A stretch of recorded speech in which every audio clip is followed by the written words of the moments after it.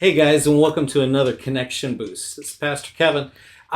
Today in our study time and prayer time, we ran across this fantastic portion of Scripture here in Genesis chapter 1. And I couldn't help but notice that, did you realize that in day one, God created light? You probably knew that, right? God created light and darkness.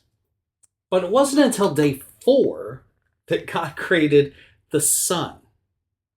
Doesn't that seem strange, right? That it was day 1 that God created the sun, day 1 that God created light and darkness, but day 4 that God created the sun and the moon and the stars, right? And I got to tell you, it got me to thinking. I thought, now how is it that God created light before he created the sun and the moon and the stars?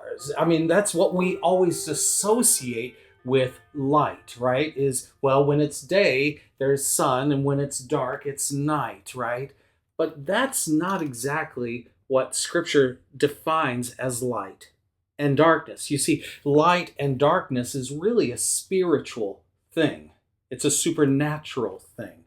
In fact, if we go to the very end of the book, if we go to the very end, over to Revelation 22, we can see that as everything is wrapping up, we can read in Revelation 21, verse 23, it says, "The city does not need," speaking of Jerusalem, the New Jerusalem, "does not need the sun or the moon to shine on it." Why? Because God's glory illuminates it, right? Again, here we have this return back to day 1, where God's glory, the light, not the sun, but the light, this supernatural power, this divine light, is going to be what shines.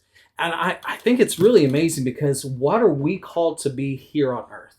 We're called to be the light of the world, right?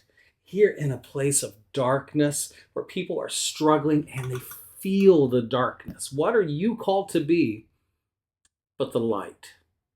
And it's nothing you have to produce. You have the light of Christ in you. Hey, this is my challenge to you today. Be the light of the world. Shine Jesus to people around you. It's Pastor Kevin, helping you stay connected.